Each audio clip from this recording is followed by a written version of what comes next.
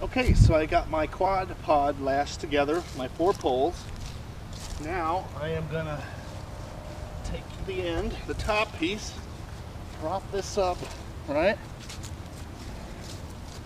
And then what you do is open these up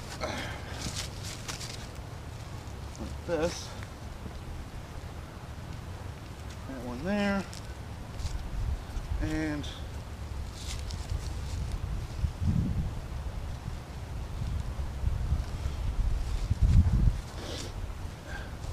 easier said than done.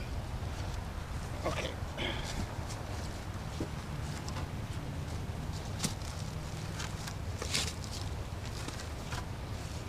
And change your head. Okay. All right, now we're getting somewhere. I got 1, 2, 3, 4. Stabilize this guy a little bit. Now I got my rope in the center. We are going to put together our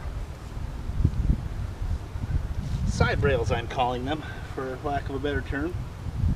And what I did is I cut notches in these and then I marked them because I want to use this more than once. I'm not just going to throw this away when I'm done with this video. I'm going to probably keep this for a few years because these poles are going to last a long time.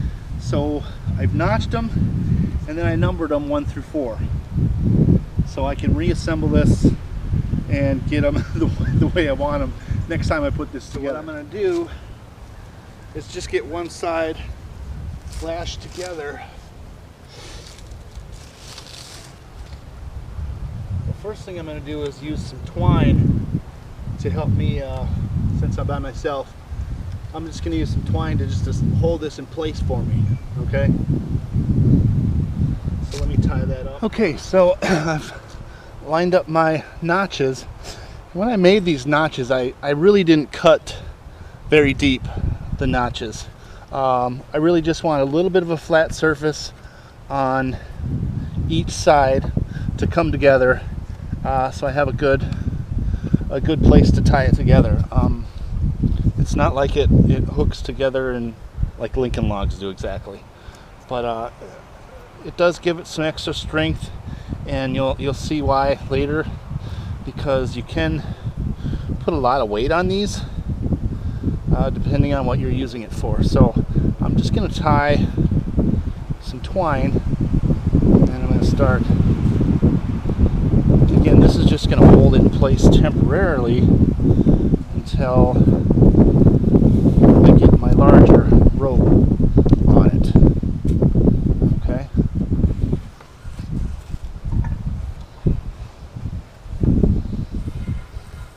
So I'm going to go around 3 times like this, and then I'm going to do some frapping turns here and tighten that up a little bit.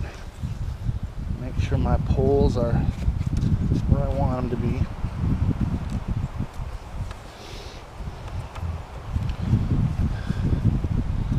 And whenever I do like these kind of lashings, I like to leave a little tag at the end. And this is why, because once I get down with my frapping turns, I just simply tie a knot with the leftover pieces. Okay? Pretty simple. All right. Okay, so we got one more square lashing to do. So we're gonna tie it around, take our length of rope, and this is the halfway point. And basically with anything else I've done in my life, I usually look at what everybody else does and then I kind of make my own version. So if this version of the Japanese square knot isn't exactly like what you see somewhere else, that's why. So I'm going to take it like this, and then I'm going to wrap around with both ends working at the same time. I'm going to go around this way, back under. So I have 3 wraps, and then I'm going to cross underneath, and then I'm going to start to go around for a frapping there. And now this is the point where you want to pull it really tight. Come back down here.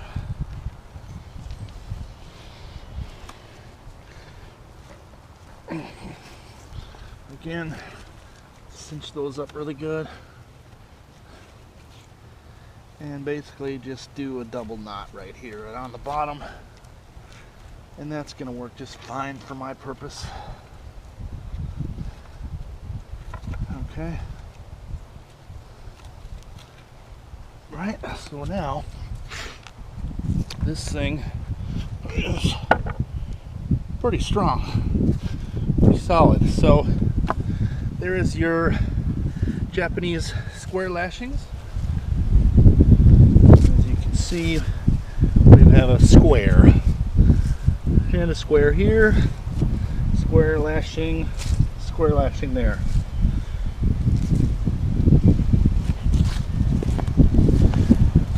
So now what we're going to do is we have these poles over here. We are going to make a surface right here that we are going to do the continuous lashing on. So what I'm going to do is take these poles, put them up here, and I'm going to alternate them. Usually you have a larger diameter going to smaller. So I'm going to alternate larger to smaller on each side as I lay these out like this.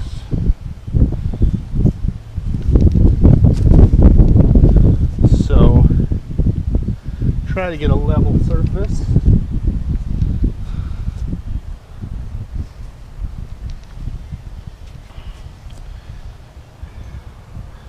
And you can make these any size you want,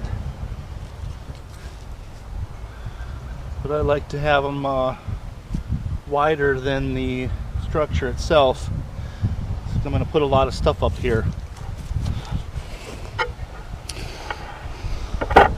Here's what it looks like. Okay, for this, we're going to do what's called a continuous lashing, and I'm going to use regular twine, and we're going to lash these onto here. But I need a really, really long piece so I don't run out halfway through. Let's see, here we go.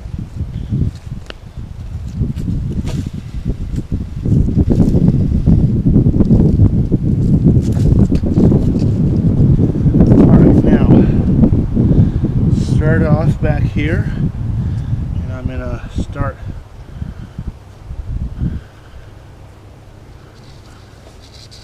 weaving these in place.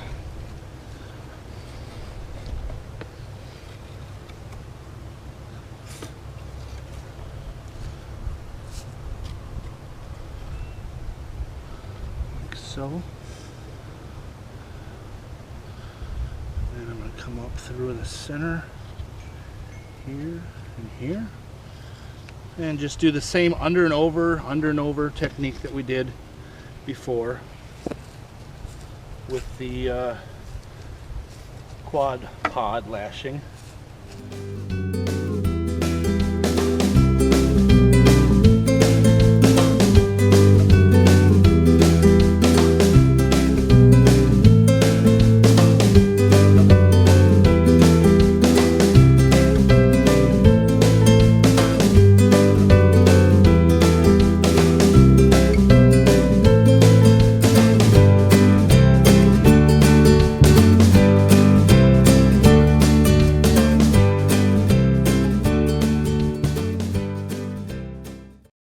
Okay, so now I am going to start doing some frapping wraps underneath and really tighten these up.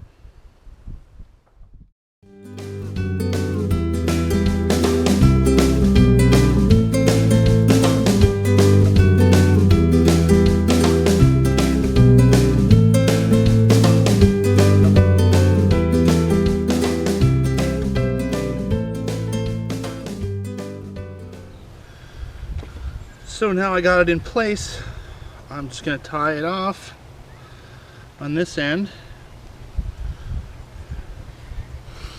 and that'll be it.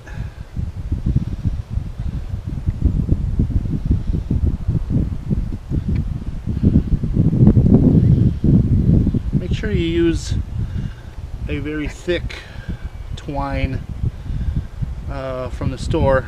Get the thickest one possible when you do this.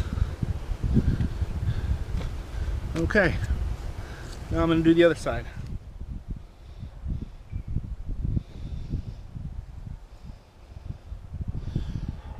Okay, so I got my lashings down on my work surface or my cooking surface here, and these are going to be strong enough for me to move the entire structure over to my fire pit area. So I'm going to go ahead and do that.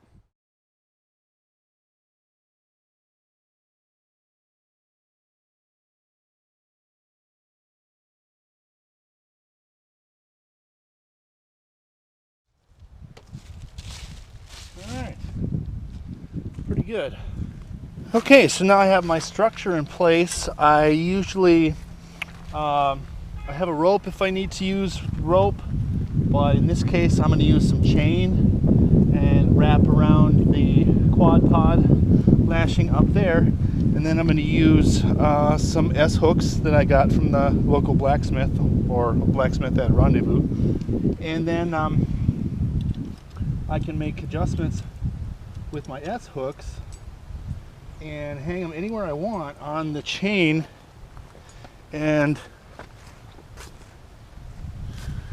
put my coffee pot on there and adjust it to the fire any way I want, like that. So if I want to raise up my coffee pot after it's done, I can do that. I can hang something else down here. I can move this up here. Whatever I want to do with it.